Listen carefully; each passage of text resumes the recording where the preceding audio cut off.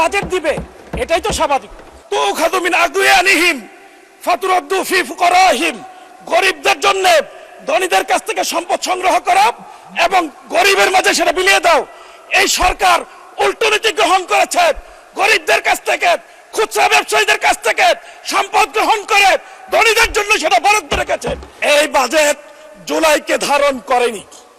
এই বাজেট আমার ওয়ালিউল্লাহ মুকদ্দাস ভাইয়ের গুম হওয়া সন্তানের কান্নার খবর রাখেনি। বাজেট বড় হলেই চলবে না, ঋণ নিয়ে কোটি টাকা বরাদ্দ রাখার মধ্যে বাজেট নয়। দুর্নীতি কমিয়ে সুশাসন নিশ্চিত করে ন্যায় ভিত্তিক, ইনসাফ ভিত্তিক, যাকাত ভিত্তিক ইসলামের আদলে যদি খরচ করা যায়, কম বাজেটেই বাংলাদেশকে কাঙ্ক্ষিত গন্তব্যে পৌঁছে দেওয়া সম্ভব। বাজেট আমার জীবনের গল্প, আমার পকেটের গল্প, আমার ভবিষ্যতের স্বপ্নের গল্প, বাংলাদেশের 18 কোটি মানুষের দৈনন্দিন জীবনের হিসাব নিকাশের গল্প। কিন্তু এবার মাননীয় অর্থমন্ত্রী যে বাজেট প্রকাশ করেছেন, প্রস্তাব করেছেন, এ বাজেট আসলে আশার গল্প।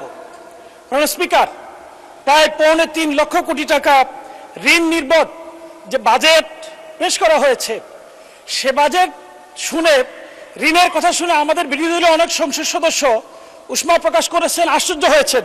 আমি কিন্তু একটু আশ্চর্য হইনি, কারণ যারা নিজেরা ঋণ নির্ভর, ঋণগ্রস্ত, ঋণ খেলাপি, তারা ঋণ নির্ভর বাজেট দিবে, এটাই তো স্বাভাবিক। মাননীয় স্পিকার, এ বাজেট পেশ করার আগেই বাংলাদেশে গত 4 মাসে এই সরকার এসে প্রায় অধিকাংশ পণ্যের মূল্য বৃদ্ধি করেছে।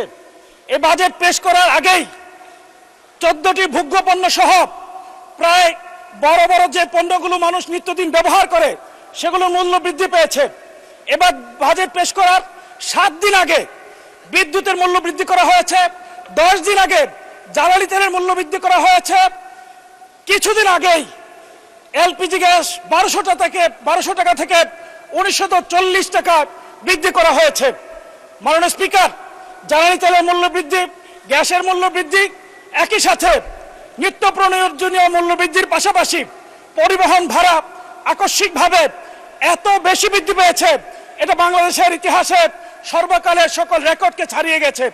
মাননীয় স্পিকার, বাংলাদেশের মানুষ খুব আশা নিয়েছিল এই বাজেট পেশের মধ্য দিয়ে এই মূল্য বৃদ্ধিকৃত পণ্যের মূল্য হ্রাস পাবে, কিন্তু এই বাজেট বাংলাদেশের মানুষকে হতাশ করেছে। মাননীয় স্পিকার, একই সাথে এই বাজেটে বিশেষভাবে কিছু পণ্যের উপর নতুন করে করারোপ করা হয়েছে, যাতে এই পণ্যগুলোর মূল্য বৃদ্ধি পেয়েছে। এমএস রড ও কাঁচামালের উৎপাদনে কর এবং ভ্যাট হিসেবে 10% নতুন কর বৃদ্ধি করা হয়েছে, যাতে রডের মূল্য বৃদ্ধি পেয়েছে, ইস্পাত এবং টিনজাত পণ্যের মূল্য বৃদ্ধি পেয়েছে। সাবান এবং শ্যাম্পুর কাঁচামালের উপর ভ্যাট অব্যাহতি কমিয়ে আনার কারণে ইতিমধ্যে এই দুটি পণ্যের মূল্য ইতিমধ্যে বৃদ্ধি পেয়েছে। মাননীয় স্পিকার, বাংলাদেশ গরিবের দেশ, বাংলাদেশ সমৃদ্ধির পথে যাত্রার দেশ, কিন্তু এই বাজেটকে অনেকে বললো, আমি শুধুমাত্র এটাকে গরিব মারার বাজেট হিসেবে বলতে চাই না। এটা শুধু গরিব মারার বাজেট নয়, গরিবকে হয়রানির বাজেট। কোটি কোটি খুচরা ব্যবসায়ীদের জন্য এক হয়রানির নাম করা হয়েছে 0.2% অগ্রিম কর স্থাপন করার মধ্য দিয়ে। এই করের মধ্য দিয়ে এই সরকার নতুন করে আমাদেরকে স্মরণ করিয়ে দেয় সেই 76 মনন্তরের কথা। মাননীয় স্পিকার, আপনি জেনে থাকবেন, ইস্ট ইন্ডিয়া কোম্পানি যখন এই বাংলার দেওয়ানি দায়িত্ব পেয়েছিল, তখন তারা রেজা খান নামে এক ব্যক্তিকে ট্যাক্স আয়ের জন্য দায়িত্ব দিয়েছিল। তারা ঘোড়ায় চড়ে যখন বাহিনী নিয়ে গ্রামে গঞ্জে যেত, গ্রামের মানুষ তখন হাল চাষ ব্যবসা বাণিজ্য ছেড়ে দিয়ে জঙ্গলে পালিয়ে যেত। খুচরা ব্যবসায়ীদের মধ্যে ইতিমধ্যে আতঙ্ক শুরু হয়ে গেছে, তাদের উপর যে ভ্যাট করা হয়েছে, তাদেরকে এখন পালিয়ে বেরোতে হবে, হয়রানির শিকার হতে হবে। মাননীয় স্পিকার, এই বাজেট হলো গরিবের জন্য তাচ্ছিল্য এবং অবহেলার বাজেট। এই বাজেটে কৃষি ও পল্লী উন্নয়ন খাতে 57,000 টাকা থেকে বাজেট কমিয়ে 53,000 কোটি টাকা করা হয়েছে। স্থানীয় সরকার এবং পল্লী উন্নয়ন খাতে গত বছর বরাদ্দ ছিল 5.9%, এবছর বরাদ্দ রাখা হয়েছে 4.6%, যা গত বছরের তুলনায় 1.3% কম।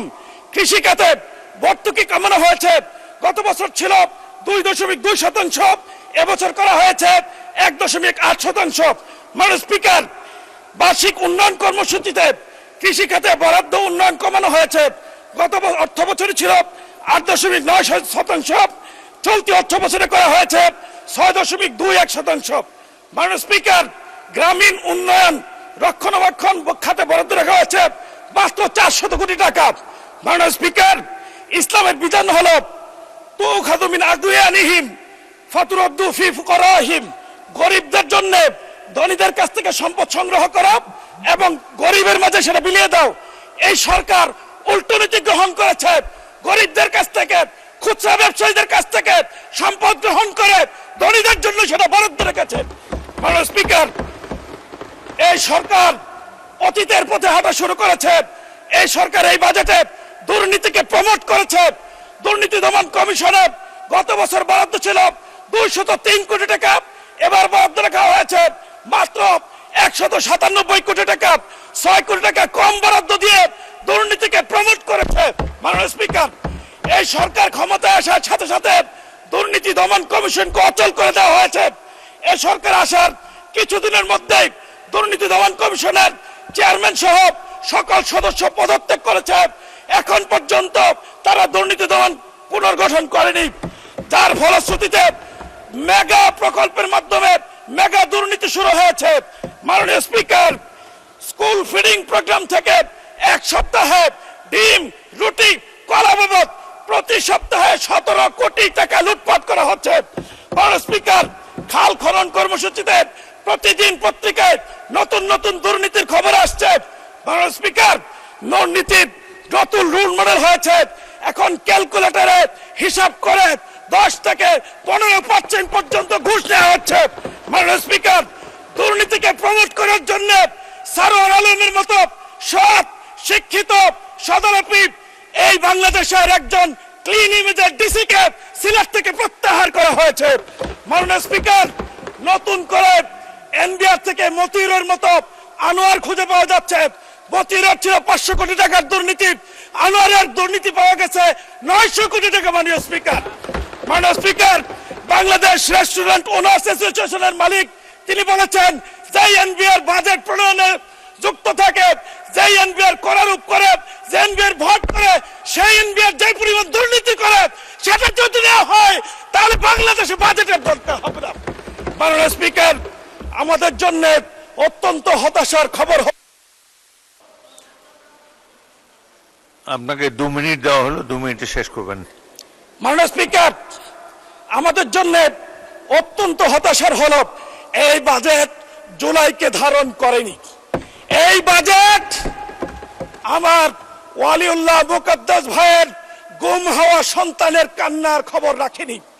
গুম কমিশনের জন্য এই বাজেট 1 টাকা বরাদ্দ রাখেনি। মাননীয় স্পিকার, আমি সর্বশেষ বলতে চাই, মাথায় অতিরিক্ত বোঝা নিয়ে পাহাড়ের চূড়ায় চড়ানো যায় না, স্বপ্ন দেখা যায়, পৌঁছা যায় না। মাননীয় স্পিকার, সমুদ্রের জলরাশি অনেক বেশি, কিন্তু কোন পিপাসার্থ মানুষের পিপাসা মেটাতে পারে না। কিন্তু সামান্য কূপের পানি শত শত বছর ধরে হাজার হাজার মানুষের পিপাসা মেটাতে পারে। সুতরাং বাজেট বড় হলেই চলবে না, ঋণ নিয়ে কোটি টাকা বরাদ্দ রাখার মধ্যে বাজেট নয়। দুর্নীতি কমিয়ে সুশাসন নিশ্চিত করে ন্যায় ভিত্তিক, ইনসাফ ভিত্তিক, যাকাত ভিত্তিক